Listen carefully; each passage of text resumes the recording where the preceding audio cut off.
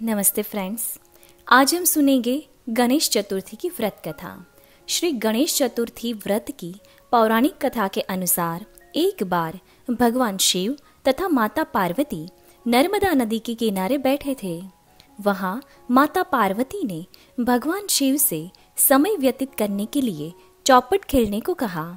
शिव चौपट खेलने के लिए तैयार हो गए, परंतु इस खेल में हार जीत का फैसला कौन करेगा, यह प्रश्न उनके समक्ष उठा तो भगवान शिव ने कुछ तिन के एकत्रित कर उसका एक पुतला बनाकर उसकी प्राण प्रतिष्ठा कर दी और पुतले से कहा, बेटा हम चौपट खेलना चाहते हैं, परंतु हमारी हार जीत का फैसला करने वाला कोई नहीं है, इसीलिए तुम बताना कि हम दोनों में से कौन हारा और कौन जीता।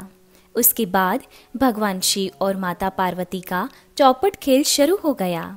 यह खेल 3 बार खेला गया और संयोग से तीनों बार माता पार्वती ही जीत गई। खेल समाप्त होने के बाद बालक से हार जीत का फैसला करने के लिए कहा गया तो उस बालक ने महादेव को विजयी बताया। यह सुनकर माता पार्वती क्रोधित हो गई और क्रोध में उन्होंने बालक को लंगड़ा होने, कीचड़ में पड़े रहने का श्राप दे दिया। बालक ने माता पार्वती से माफी मांगी और कहा कि यह मुझसे अज्ञानवश हुआ है, मैंने किसी द्वेष भाव में ऐसा नहीं किया है। बालक द्वारा क्षमा मांगने पर माता ने कहा, यहाँ गणेश पूजन के लिए नाग कन्याएं आएगी, उनके कहे अनुसार तुम गणेश व्रत करो, ऐसा करने से तुम मुझे प्राप्त करोगे। यह कहकर माता पार्वती शिव के साथ कैलाश पर्वत पर चली गई। 1 वर्ष के बाद उस स्थान पर नाग कन्याएं आई। तब नाग कन्याओं से श्री गणेश के व्रत की विधि मालूम करने पर उस बालक ने 21 दिन लगातार गणेश जी का व्रत किया। उसकी श्रद्धा से गणेश जी प्रसन्न हुए। उन्होंने बालक को मनोवांछित फल मांगने के लिए कहा। उस पर उस बालक ने कहा, हे विनायक, मुझ में इतनी शक्ति दीजिए कि मैं अपने पैरों से चलकर अपने माता पिता के साथ कैलाश पर्वत पर पहुंच सकूं और वे यह देख प्रसन्न हो जाए।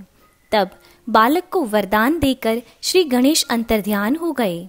इसके बाद वह बालक कैलाश पर्वत पर पहुंच गया और कैलाश पर्वत पर पहुंचने की अपनी कथा उसने भगवान शिव को सुनाई। चौपट वाले दिन से माता पार्वती शिव जी से विमुख हो गई थी, अतः देवी के रुष्ट होने पर भगवान शिव ने भी बालक के बताए अनुसार 21 दिनों तक श्री गणेश का व्रत किया।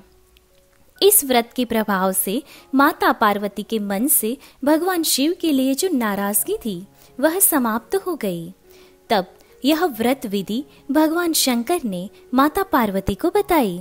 यह सुनकर माता पार्वती के मन में भी अपने पुत्र कार्तिकेय से मिलने की इच्छा जागृत हुई।